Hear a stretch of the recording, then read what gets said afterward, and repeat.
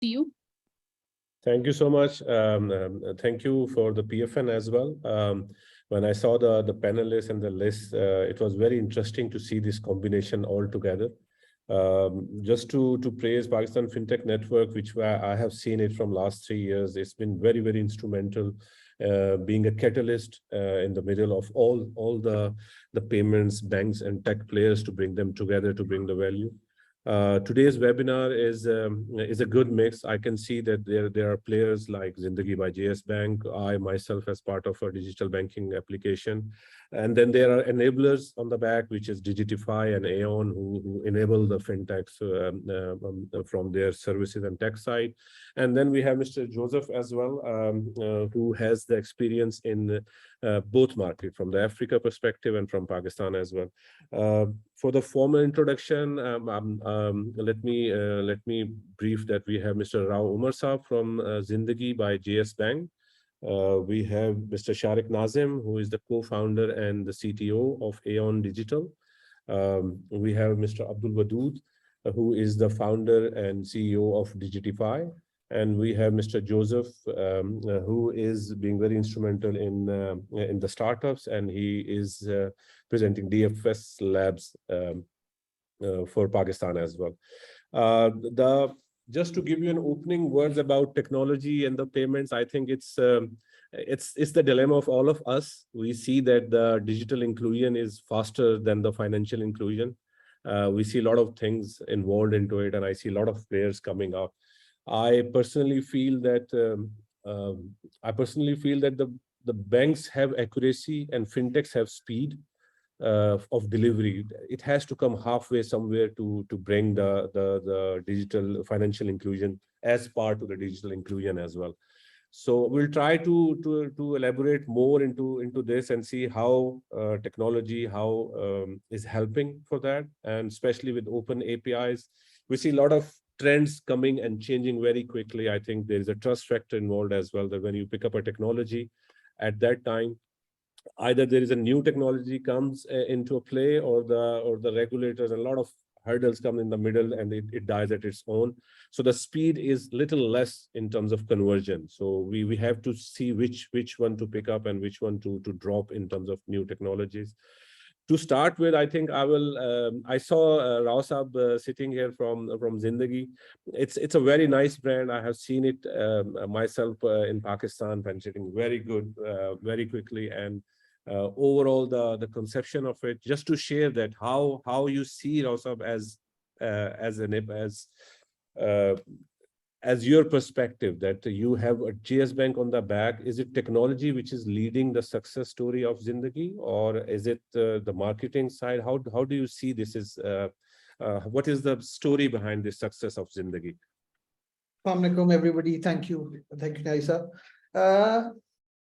Thank you for starting off and giving me an opportunity to tell this gathering a little bit about us as well. Answering your question, basically, I think it's a mix of a couple of things. We have been lucky to piggyback on a very stable, scheduled bank when entering the market. You started off with a very valid point that banks have certain strengths and fintechs have certain strengths like agility. We were lucky that we had both working for us. So in our case, we had a very young, agile, dynamic team that wanted to take over the technology part and that marketing part, because Zindagi is all about targeting Gen Zs and millennials. So we've been trying our best, but at the same time, we have a very experienced, seasoned professional base which stands behind us all the time, whether it's operations, it's risk, it's compliance. Even before we had launched Zindagi, JS Bank had some of the more innovative technology innovations under its belt. We were one of the first who had launched this open API platform for all our developers. So we had a good platform to build it on. We are still leveraging it. We are trying to improve upon it. So because as we speak today, we understood when we were starting that we were starting from a point that we were not Easy Paisa or Jazz Cash. We did not have 10 million customers. But being small gave us a lot of opportunities, and combining that with technical toolkits like the Open API platform. So today, Zindagi has a customer base of its own, which is inshallah touching 3.5 million as we speak. It was 3.4 yesterday. We have a lot of synergies as well. So being a small player when we were entering the market, we are very open. We understand that in a country of 230 million people, you cannot have it all. You have to build synergies, you have to interact with people. So in our case, we have Kareem, who is using us as a banking as a service provider, using our open APIs, using our core, our platform, our licenses. And then we have over a dozen small startups ranging from an innovative startup to a canteen in a university that can open their accounts, they can build their front end, they have a specific use case. The limitation in that regard has been that when we started our open API platform, we had 5-6 core services. That's account opening, bill payment. What we genuinely believe is that the scope needs to expand as we go ahead as well. That is where the technology part comes in. More use cases need to be developed. The banks who are offering these services to all those startups need to be flexible enough so that they can create more dynamic, more complex use cases and just plug them with financial services and then get go. So it's good so far, alhamdulillah, and we hope that it continues to go that way. Sounds good. That's good. Thank you so much. Let's see how the technology speaks about it in terms of delivery. Shahir Saab, you've been very instrumental into open APIs, open banking side, and I see that you got awarded on the last year as a best banking as a service platform as well. Can you please just elaborate what's the background and how you started the idea and where are you standing today in terms of your technology and how you're helping? Thank you, Niazi Saab, and thank you everybody for inviting me to this very esteemed panel. And I quite want to piggyback on what Mr. Rao Omar said in terms of having the ability and the right use cases, right? In terms of the practical implementation of the digitization as a concept. So I want to take a step back and I want to talk about the basic what we have seen since Aeon Digital was launched in 2017.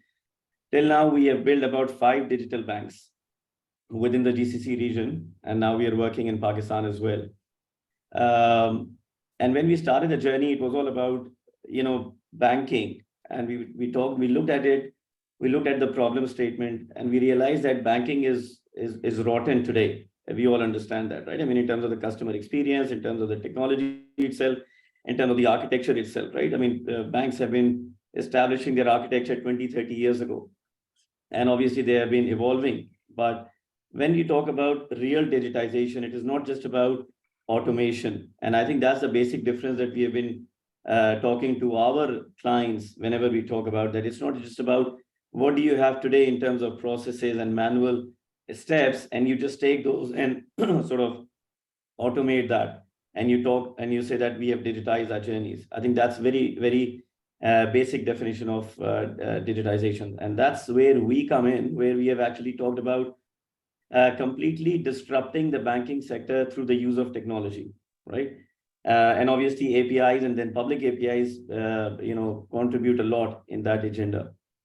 So when we say digitization, it's about not even looking at your current processes. It's about not even looking at your current or your evolving processes, right? The biggest constraint that we all have noticed is the regulations, understanding of the regulatory environment and the regulatory landscape. Technology, I'll give you an example. We launched our first GCC onboarding in Bahrain, which enabled nationals within the GCC to open account in Bahrain in a bank without even the need of coming to the country. Now, the regulations always existed, but the technology was not there.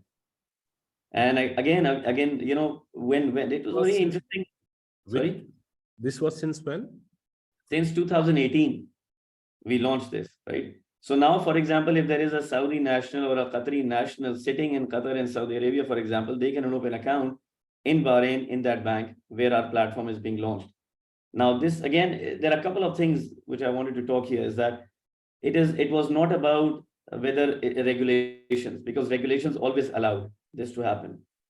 Number one. Number two, technology never existed. Number three, there is what we call a legacy leadership, where we say that things that have been happening for the last 20 years will continue to happen.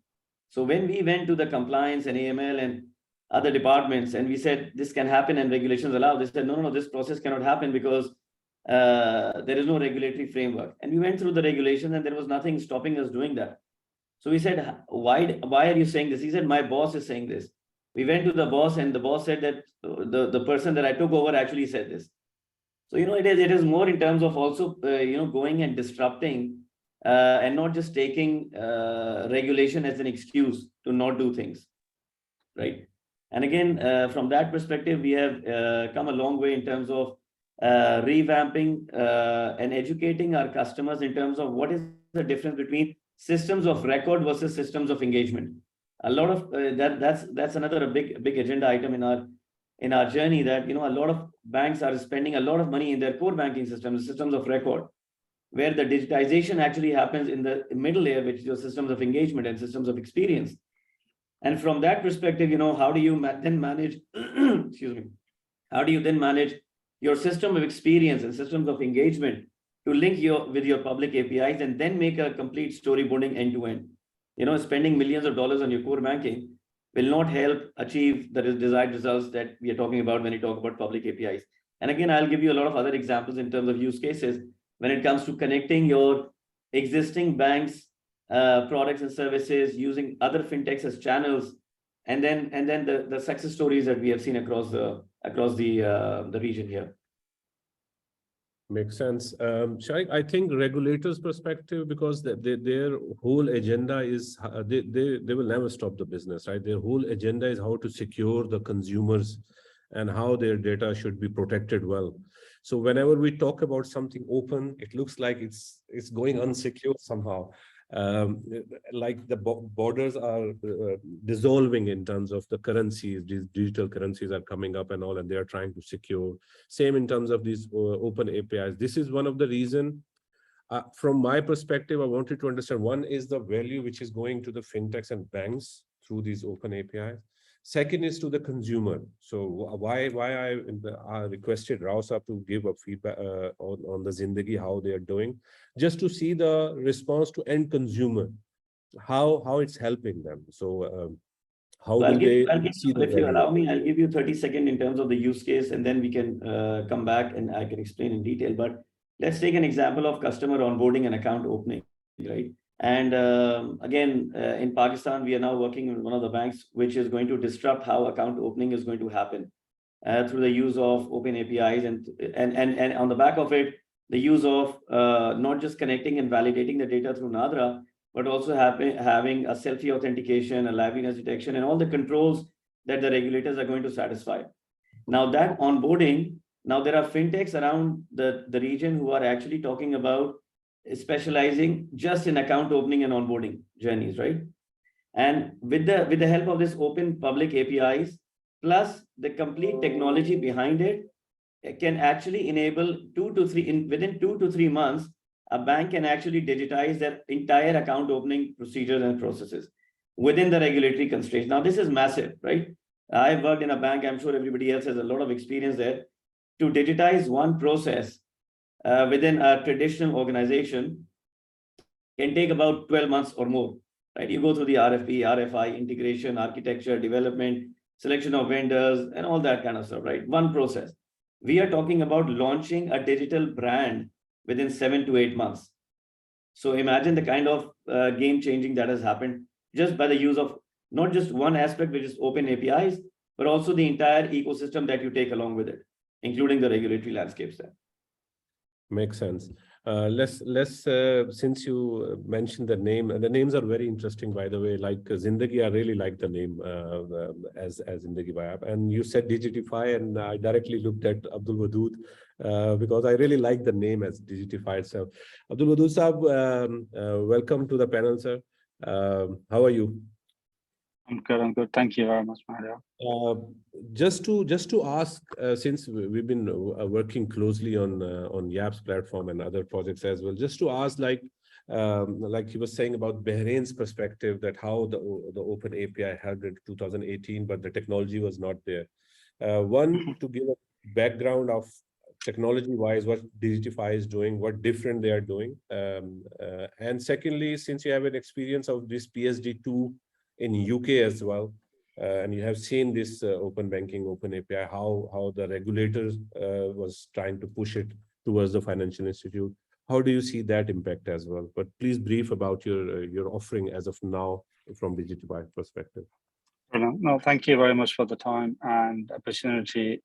So I think, I mean, from our perspective as Digitify, the additional, I think, most of the, our esteemed colleagues are there on the panel. They have a huge experience in terms of expertise as launching like Zindagi or Eon Digital. I mean, we started almost 8 years ago now, and that was a backdrop of open banking regulations, right, in UK where we sit. And there are two challenges here.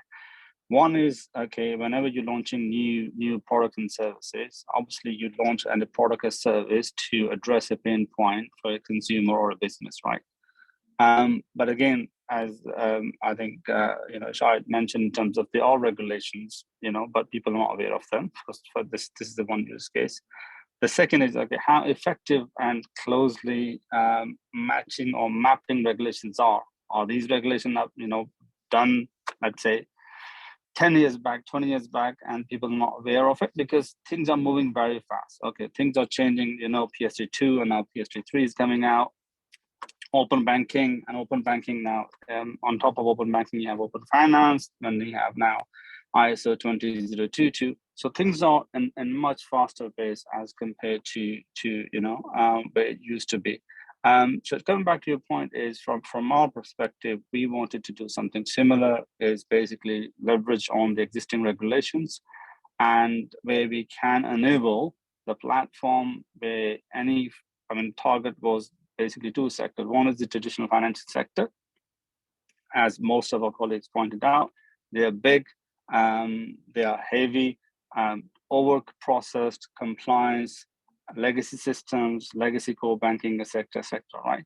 So our target was we developed that platform, and this is the case, to be honest, most likely, I think here the traction is also happening in this region in the Middle East, but also I'm talking about in the UK, which is mainly our target market, where you can take a platform as a traditional bank or a new fintech and launch your product in literally within 2 to 4 months max, right? This is the use case now. And how you do that, okay, there's a couple of things. One is obviously you take the advantage of the regulations which is already there, okay, which is continuously updating and improving, right? And the second is in terms of implementation of that regulation, right? And this is where I think this region, Middle East and Pakistan, is still lagging behind because obviously work is being done, and there has been quite a few improvements. And Central Bank of UAE and State Bank of Pakistan has also updated. They're working on these regulations. But in terms of when we were designing the platform, we said, okay, when you design a platform, it has to be based on standards. And the reason is when you adopt or develop anything which is based on standard, then application or implementation of scope is much more wider, right? And then we started work on developing this platform, digital banking platform, which is also we call digital open banking platform, which is slightly different as kind of open banking.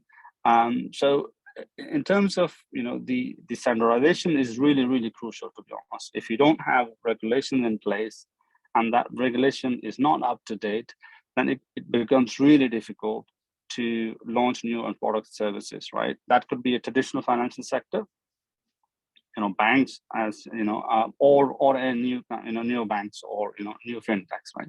So this is where we are pitching ourselves, which is like take the advantage of what the regulation is there in the different markets, and then you customize your platform and enable. And as coming back to the point which I had mentioned as well, is you have to have a use case, you have to have a pain point which you can address for any a consumer or a business.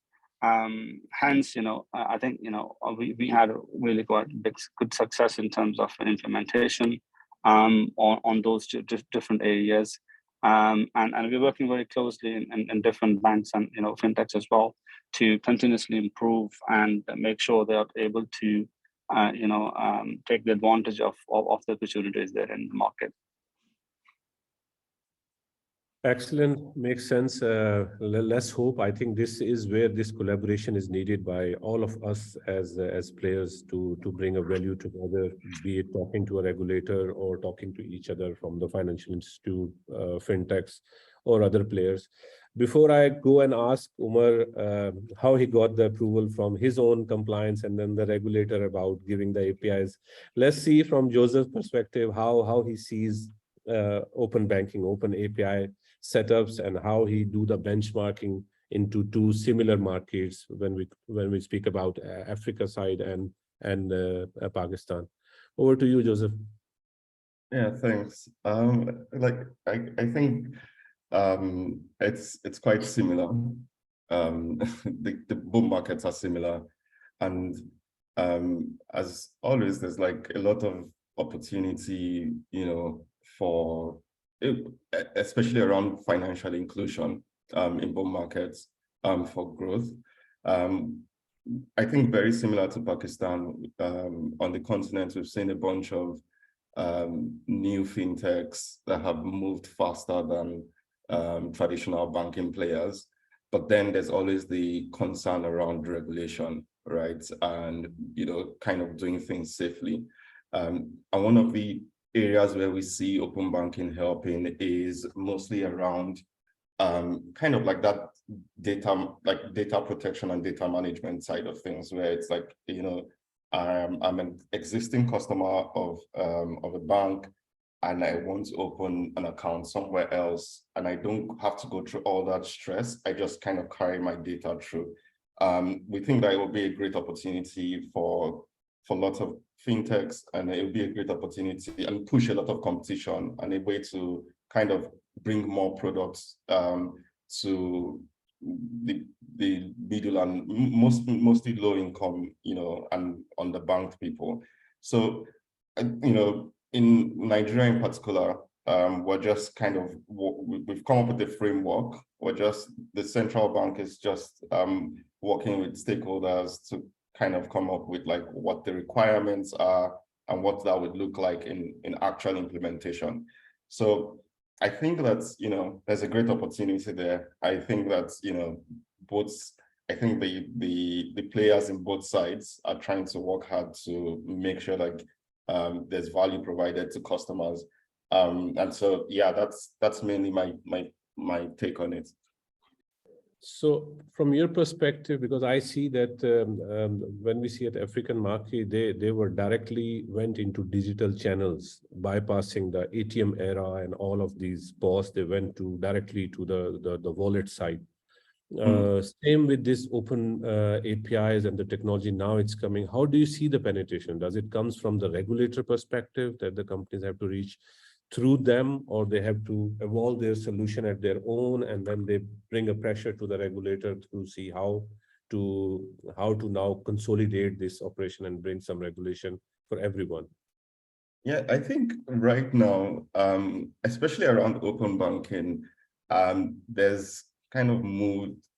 I think the move is more on the regulator. There's like, what we are saying is the regulator is kind of making the first move, right? And trying to make sure like there are a bunch of rules that's fintechs and other players can follow. So like you're right, in many of the other cases, especially around digital wallets, around, agency banking and things like that, you had a situation where regulation had to catch up to the innovation that happened.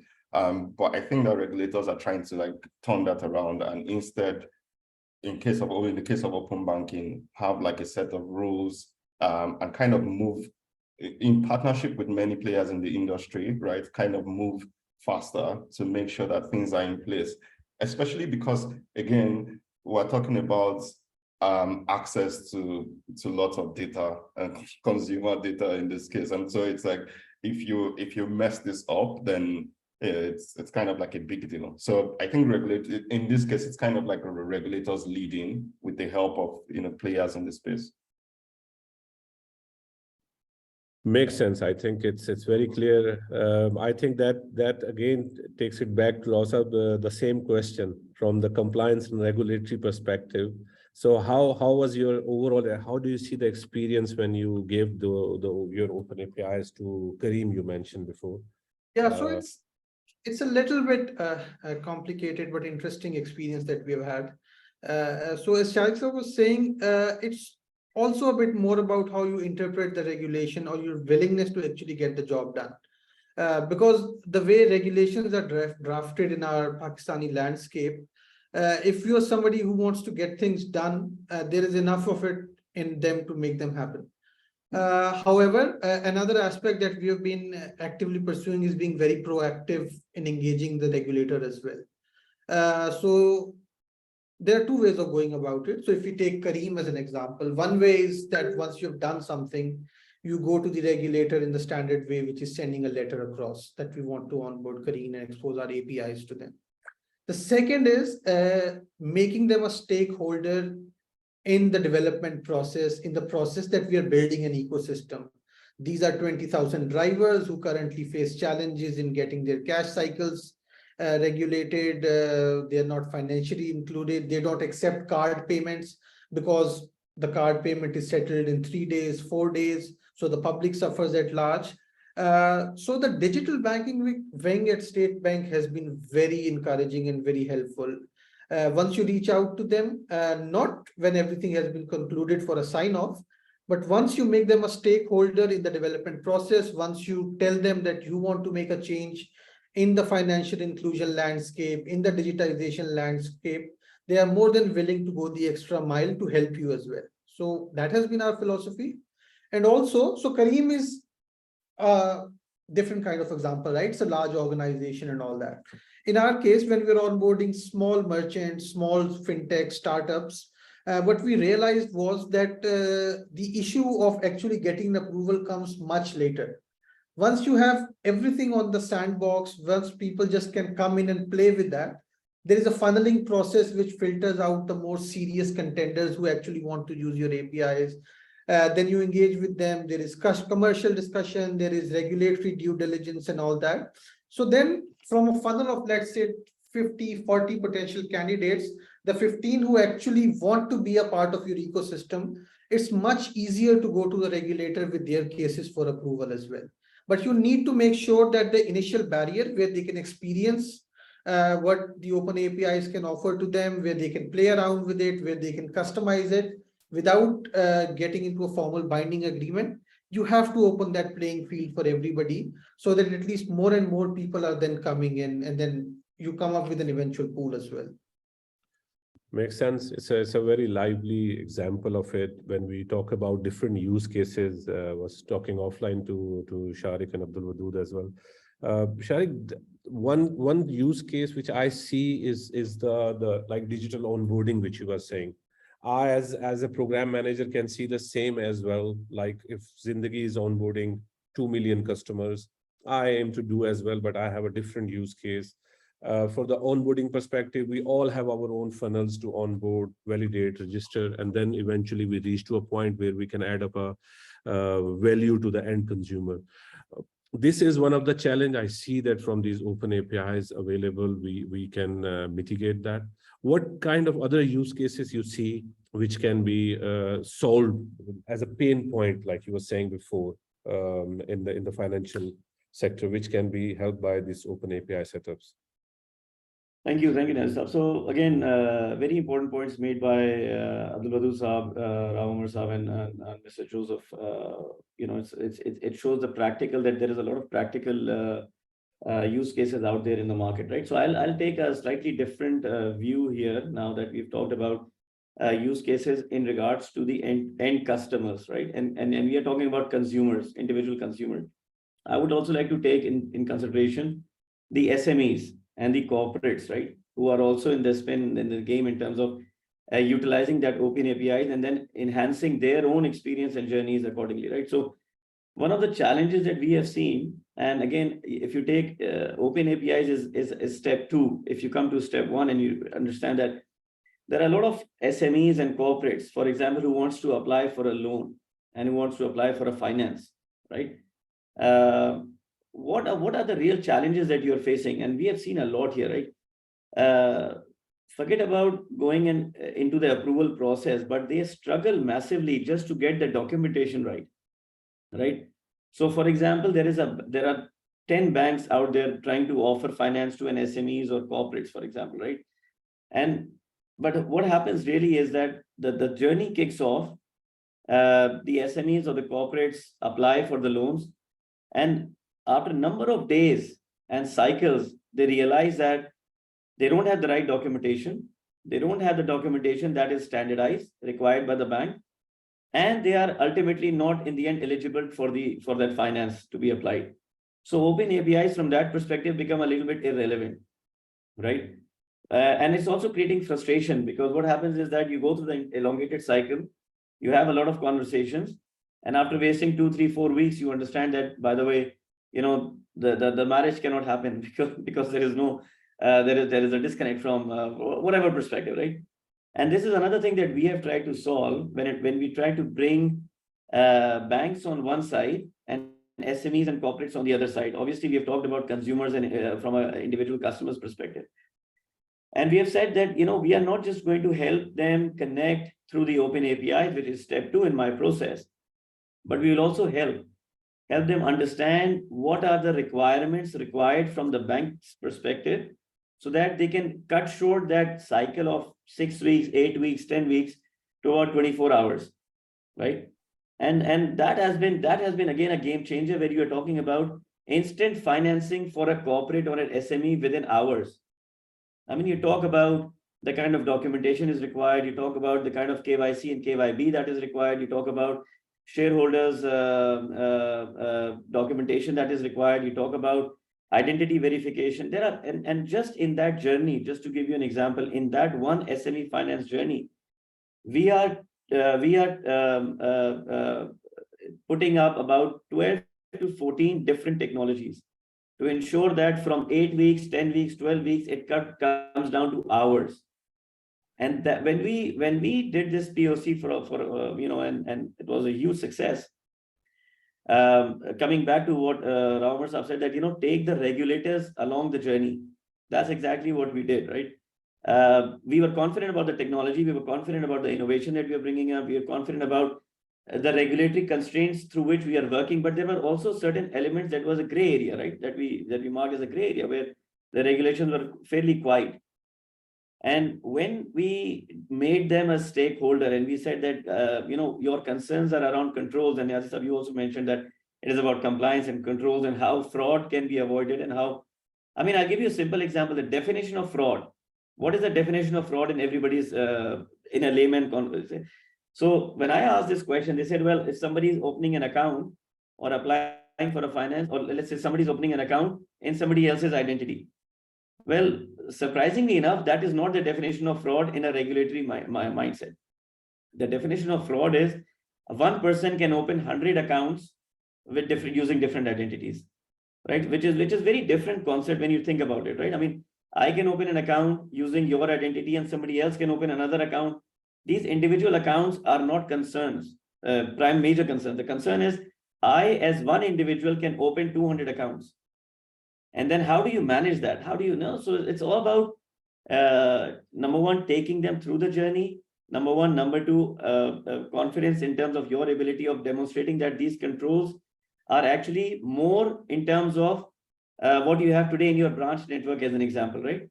So for example, when I talk about selfie authentication using liveliness detection, which is linked to your mobile IMEI, which actually talks about a cross validation between your Nadra picture and your selfie.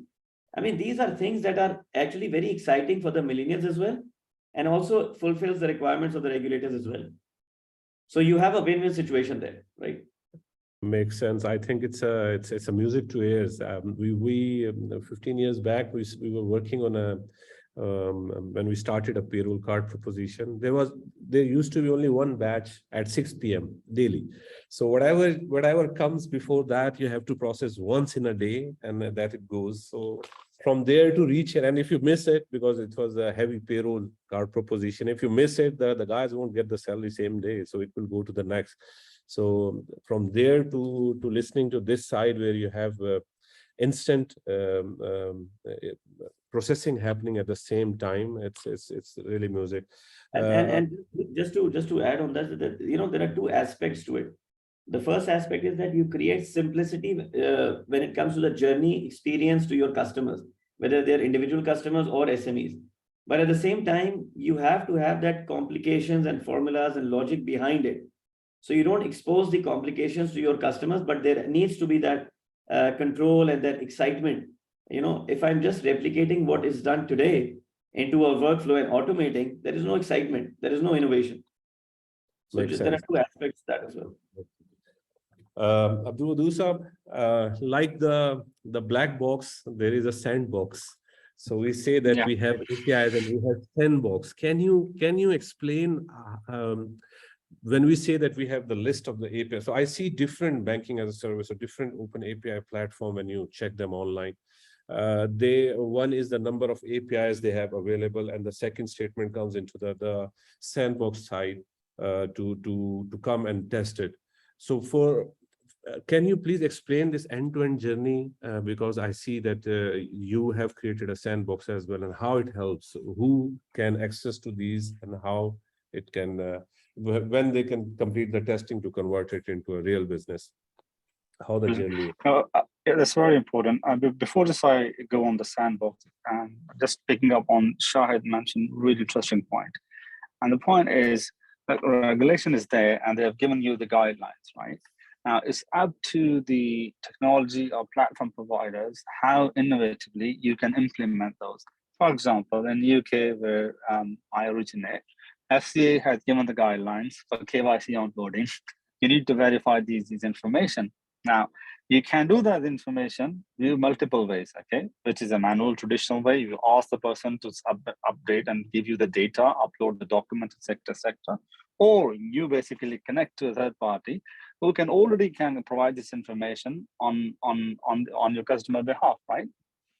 So it's basically user experience, which I had mentioned. It's really, really important how innovative you become and how a seamless user experience you create, and that plays a huge part in any a digital product success. That could be a financial product, or that could be otherwise.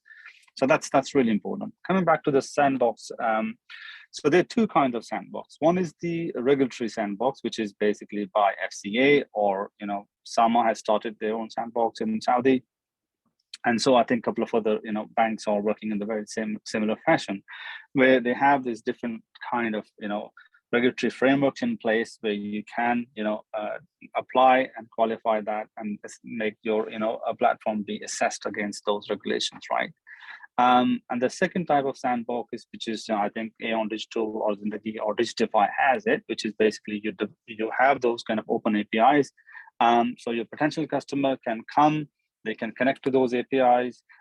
They can run the flow end-to-end from KYC onboarding to the account creations, IBAN activations, card creations, and then sending money to, obviously that's kind of a mock processes, but sending money to beneficiary and loved ones, so etc. So that is, I think, the main objective of sandbox, which without getting into a marriage, as one of my colleagues mentioned earlier, you can test the waters. You can see, look, whether this fulfills my business case, my pain points, which I'm trying to address for my consumer or my business, right? So that is, I think, main objective. I think we have the sandbox as well, where our customers are basically allowed to, up to 1 month, they can play with it, they can integrate those APIs, their front end as well, and see if this is what they needed, and then we move forward with the implementation. So that's also enabled you as a service provider or platform provider, be in a ready state. So you don't have to. It's very, very competitive now, to be honest. And as I said, in the UK market and EU market, now typical timeline is maximum 4 months, right? 4 to 5 months. If you're not if you cannot take anybody live during this time window, nobody's interested, right? Because that's where the market is now, right? And that can only be done when you have processes, platforms which are already exposed to outside world. People can connect to it, evaluate it, and they can test it properly, thoroughly before, and have the satisfaction as well. Look, and this is the right solution for me.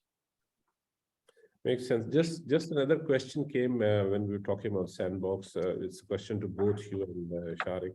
Is it possible, as when we talk about us as a program manager or digital banking app, or Umar is sitting there for, that we take one API of, let's say, data analytics from Digitify, and we take another for maybe payments aggregation from another player like Aeon, and as us being on the front as an app to the consumer, we can take it from two different, or we have to take the whole set of these APIs? Sorry, I'm just asking because I don't know the details of that. Yeah, I mean, look, there has to be flexible, to be honest, scalable, vertical and horizontal. If your platform is not scalable, you said, look, you have to take everything, in the box, or you leave it, right?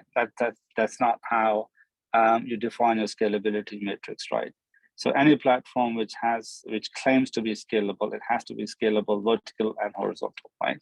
And a very similar case, if we have, for example, 20 microservices, you said, look, I need 2 or 3 services from your platform. Can I use them? Yes, of course you can use them, right? You can use what we needed, right?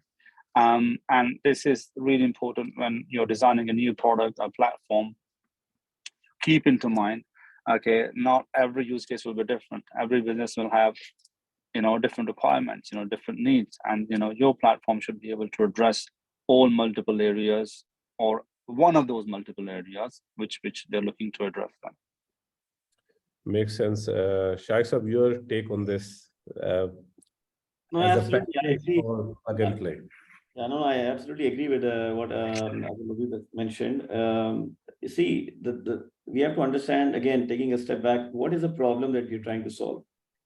Scalability has become an issue within the banking sector today, right?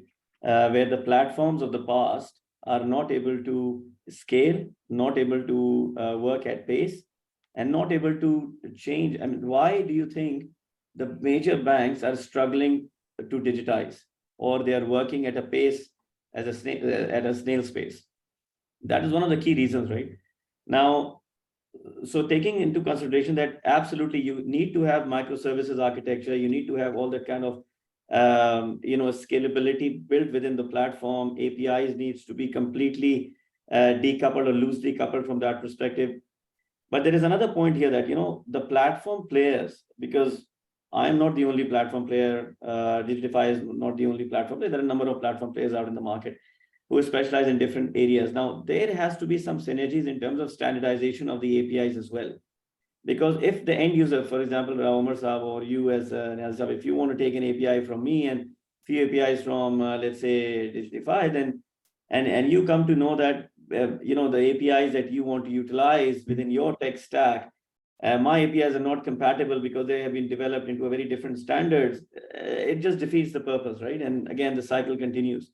So we as influencers within the market, we need to understand that it is not just about me, and it's not just about my company, but it's about the ecosystem. How do you take them together? And in the end, how do you ensure that your end customer, whether it's an individual customer or an SME or a corporate, can actually, with ease, replicate the success that you have seen in other clients?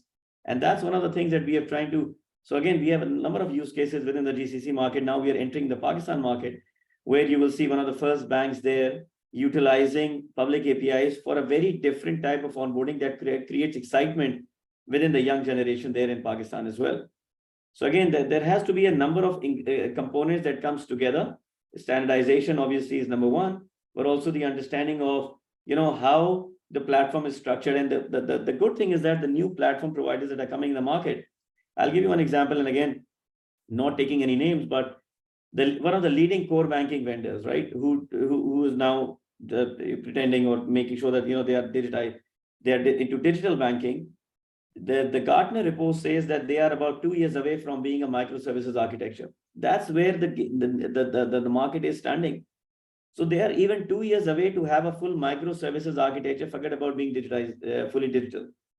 And hence the new partners or new fintechs or new platform providers who are coming in the market, their starting position is microservices architecture. That's just one example, right? That's how the magnitude of difference is. However, I also understand that there is a other criteria that comes into play. For example, branding, for example, financial position of the company, etc., that comes into play when you are deciding which partners to go for. Makes sense. I personally feel that I think there is two sides of the story from each perspective. Like banks, I initially, when I said on the opening side that banks have the accuracy and fintech has the speed, they both have to come halfway somewhere. So when we say the banks are not digitizing and all, I personally see that they are evolving a lot, but with the accuracy as well. The collaboration is needed. Like I personally, I deal with a local bank in the UAE or a bank in Pakistan as well. I think I just went, I don't know if when I went to the bank last whole year as a consumer, I'm saying. So they must be their app and their transfers and everything, what I need. They must be doing something where they are doing fulfilling my needs into it. But enhanced offering, yes, because like at the Etihad Bureau, if I want to have a centralized reporting and I want a proper, so I can get to know a score, but I can have a proper analytics on my own spending, how I can do. There can be a fintech player who comes, who takes this API and who develops purely a data analytics tool for me to see how much I spend and what are the trends.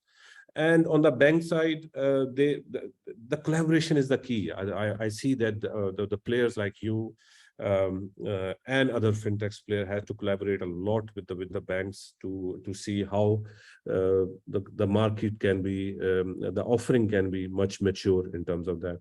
Before before parking this to Umar, that how this collaboration of Zindagi and JS, this collaboration worked for them. I wanted to ask Joseph. Joseph, how do you see ecosystem of Pakistan? Because Sharik was just mentioning that the ecosystem should be ready for deployment as well. It cannot be that you have a very high-tech offering available, but the whole ecosystem is not ready, be it part from the SME side or from the consumer perspective.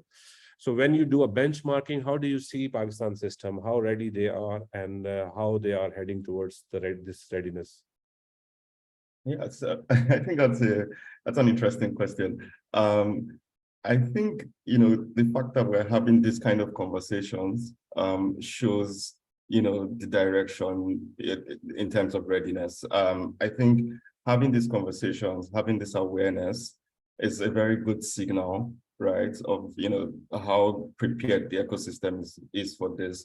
And when you think of the fact that, Zindagi is already doing, certain things and having certain collaborations and things that regulators can point at and kind of start to get an understanding of the direct impact on customers, then, I think that Pakistan, compared to, I would say, compared to where we are right now in Nigeria, I think that's, there's a lot of traction. I'm seeing a lot of traction in the Pakistani ecosystem.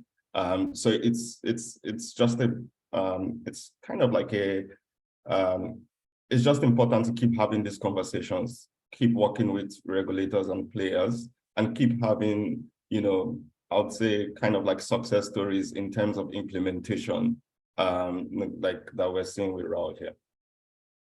Makes sense. Makes sense. I think we all are trying and we all are heading towards the same direction. Umar, the same example, because you have a fintech which is called Zindagi, which is having a backing from the bank. Do you think that this is the collaboration which is helping to create a success story, like I asked in the beginning?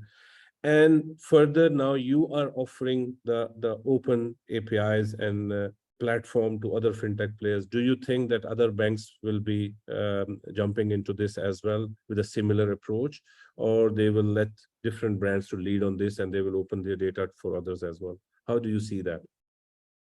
Okay, so answering the first part, yes, our success has been very much dependent on having that, I'll call it a safety net, to be honest. Because as somebody, you yourself were at the forefront of launching a digital fintech and an application in Pakistan, there are certain challenges when you're building everything from scratch, whether it is compliance, whether it's operations, it's risk, it's treasury, everything. So in our case, being associated with the bank provided us with that initial cushion in terms of the expertise, in terms of that knowledge depth that JS Bank possessed. However, it has been an evolution for us as well. We knew that going forward, the target market that Zindagi wants to capture compared to what JS Bank traditionally addresses is going to be different. We knew that, inshallah, going forward with the digital banking licenses and more of them coming in, we want to structure ourselves in a way that not only are we at the forefront of digital banking services in Pakistan, but also as a tech export hub where we develop fintech solutions, where we develop digital solutions, and then take them outside of Pakistan as well.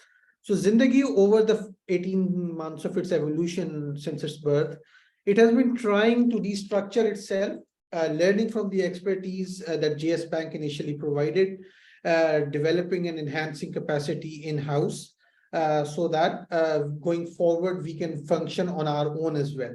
However, there is absolutely no way that we can discount the cushion and the luxury that we had starting. We did not have to worry about how the debit card has to be issued, what kind of checklists need to be fulfilled. We did not have to worry about how to migrate somebody from level 0 to level 1 to an ultra account, which is a digitally onboarded full-fledged account and everything. So it has been relatively easier for us in this regard. I'm sorry if you could repeat the second part of your question as well regarding. I was just saying, how do you see that other banks will be following the same pattern as well? Like JS and Zindagi has did this collaboration as a hybrid model, as a fintech and as a bank, or it's no, I mean, it depends on what leg of your journey as an institution you are, at what stage you are at that present time. So for us, being a bank which is 9th, 10th in terms of the overall deposit helps us, because we have no problem issuing Kareem a card which is 99% Kareem branded, and it has just a small line saying powered by Zindagi JS Bank. For HBLs and national banks of Pakistan, this is not something which is very easily doable. In our case, synergizing has been easy. We would actually love, for the sake of this country and for the sake of this entire ecosystem, that people go on this route. This is a country of 230 million people where still 80% do not have access to basic financial services.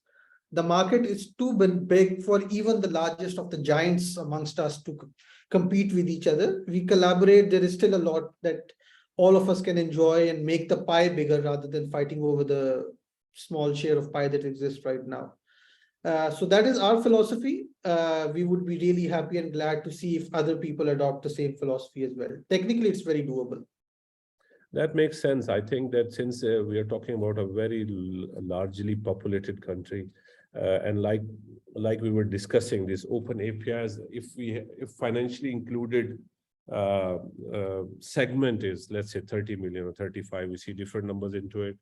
Open APIs can help to give them quality of different product and services. Meanwhile, we still have a lot larger chunk of the segment which is not included into the system. So all the institution, they can start going towards that. So it's a step-by-step process where you are, if you help each other as from the open platforms, you can provide better quality of service, and the other side, you can start looking into financial inclusion of the new players.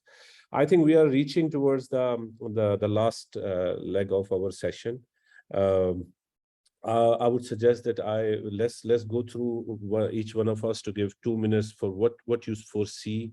How is your vision from your personal perspective as a player into the market, and your company's vision, where you want to reach, and how do you see in next 2 years open APIs and open banking, and these initiatives can take us from which perspective and what we should do, starting with Sharik Saab. Oh, thank you, sir. So I think just to summarize, I think we have all spoken about, my esteemed colleagues in the panel have talked about collaboration, right? That is the name of the game in my view. We all have our own specialization and strengths. Collaboration is the key. I understand that a lot of organizations are going through the journey in terms of changing from a legacy leadership to a modern leadership as well, and trying to take more risks as well, right? From that perspective, as I said, nobody gets fired to hiring an IBM, for example, right? I mean, but as I said, the fintechs are coming new in the market. Collaboration can only happen when opportunities are driven both ways, right? That's number one. Number two, as Aon, we have always tried to be as innovative as possible and trying to challenge the norm here, right? If we keep doing so, for example, I'll give you an example. Internet banking or mobile banking were there for the last 10, 15, 20 years probably, right? I mean, internet banking was there and, at least last 10 years. And a lot of people, to my surprise, still think that, oh, we have an internet banking, we have mobile banking. What is the use of digitization there? And what they don't understand is that the end-to-end STP journeys and the enabling technologies and the innovation around it, right? For example, if you are opening an account using selfie authentication, you can stretch that capability next time to login. So you don't have to use your OTP or a login name or a password, but you can use a selfie to log in. And then you can stretch the same capability for payment transaction. So for example, if you can limit that within, if you want to transfer less than, I don't know, 5,000 rupees from one account to another, you do a selfie and that gets authenticated to the selfie that was taken during the onboarding process that actually matches with another photo. I mean, that is just a very refreshing kind of a model. And that's where I say that, I keep saying to my colleagues around that, it has to be, we have to move around from, and which is what Aon has done, from a software-led digitization to a capability-led digitization. You can't just keep implementing a software to solve a problem. Otherwise, you will end up having a large IT landscape where you will have to pay a lot of IT OPEX, AMCs, etc., and integration challenges and management challenges comes into play. Versus a capability-driven platform, which is a one-stop shop where you can collaborate, bring different fintechs, plug and play solutions based on microservices architecture, and that's going to really change the game here. And that's where the vision of Aon Digital is. Excellent. Just to ask that Aon Digital's geographical locations, where are you today? So we are across the entire GCC and Pakistan. Okay, makes sense.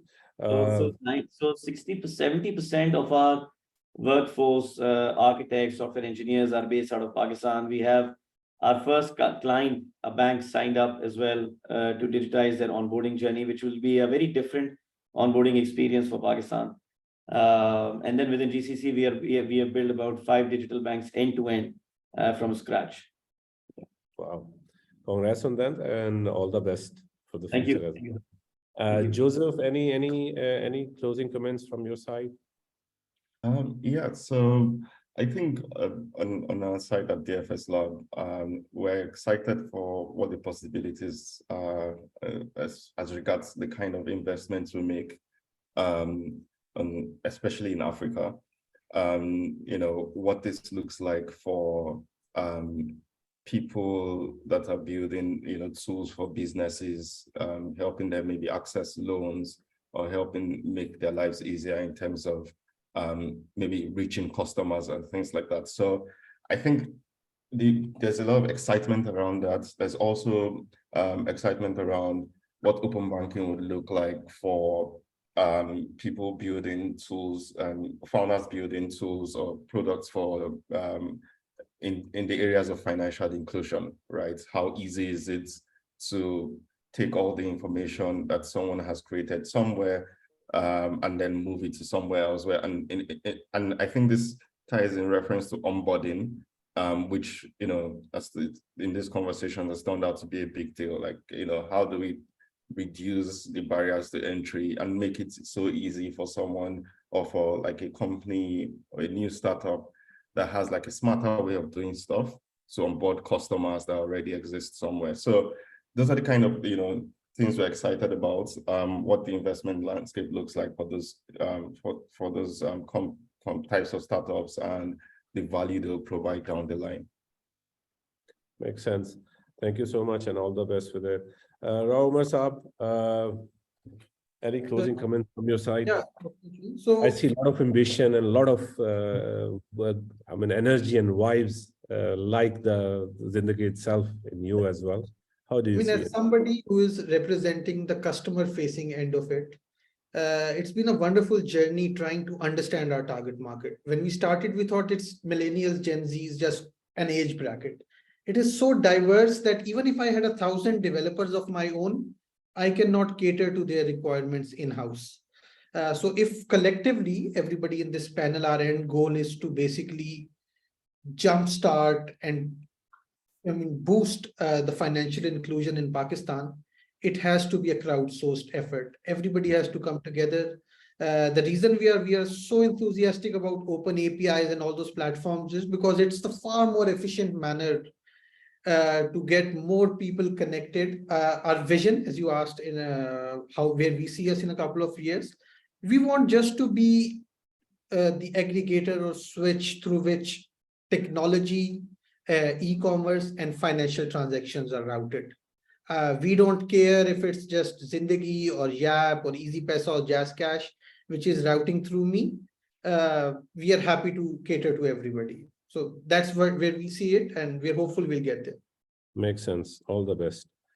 Abdul Wadud Saab, any closing comments from your side? Yes. I think Laura has said already from a colleague. So I think two takeaways really crucial in terms of where we're heading. The two sectors. One is the traditional financial services, banks, and then this fintechs. And as you rightly pointed out, things are coming midway somewhere, right? So as you see, even in Europe, quite of acquisition is happening where fintechs are being acquired by banks, because banks do understand, but then just to innovate, and it's much difficult, and there are multiple reasons why. Okay, there's no one reason, and also fintechs have to be profitable, right? Gone are the days when you had plenty of cash. Now you need to show, okay, when you'll be start generating the revenue. And that's very exciting. And the third element, which is even more interesting, is in terms of the regulation. As I said, open banking we have in UK. So our presence is in UK, Middle East, and Pakistan. Most of our development and solution architecture is based in Pakistan. And the advantage we have is, whatever the work is happening in terms of innovation in UK and Europe, you're able to be at the forefront and try to, catch up and make sure that, we are enabling and enhancing our products and services as per the market needs and trends. And I think regulation is really important, and a lot has been done. As I mentioned, open banking, open finance, ISO 20022. These are really game changer. And the platform providers like us, Aeon, or even the banks or financial institution itself, who will be able to capitalize on that. We will be at the leading edge in terms of the delivery and acquisition, and or addressing the pain points. Makes sense. Make absolute sense. All the best with your plans and your expansion as well.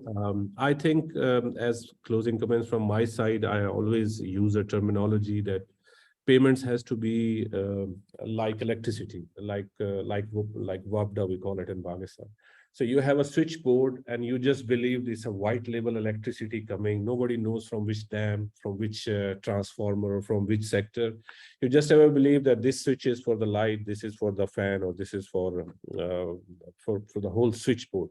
Payment has to go similar patterns. It has to flow into the system where you just have a belief that this is for this purpose, and you switch it on and switch it off. So all these hurdles should go off from this side, and this can only happen from the collaboration of all of us as stakeholders into the payment ecosystem, and with the help of the associations as well, which are playing very active role from Pakistan Fintech Network perspective. I would say that thank you so much for arranging this session. From your side, Azima, if you have any question or you want to add up anything, I think we have concluded our discussion. I still feel a bit thirsty into this discussion. I think we should have another session where we see how the mapping will happen and how the quality is being brought to the table with all of these efforts. So maybe we do a round somewhere soon in the end of the quarter or early next quarter to keep it continuing from this perspective, to see and to have different more players involved into it, to have more examples. Azima, anything from your side? Otherwise, thank you so much. I have a lot of questions and thoughts running around in my head, rattling around right now, but I'll just try to make sense of them. And then hopefully, inshallah, like you suggested, we should have a follow-up session, and we will take the advice from all of the panelists and see how we can make it more engaging and more elaborate, in depth. And I just want to take this opportunity of thanking you, Niazi Saab, and all the panelists. And I certainly have learned a lot, and I look forward to more, educating myself more from you. Thank you so much. And that's about it. likewise, thank you very much, PFN Pakistan Network. Sorry, just to thank Pakistan Network, Fintech Network. Really, it was a good initiative, and you're looking forward to contribute and have more sessions like this one. Thank you so much. Thank you. Thank you, Maria. Thank you so much.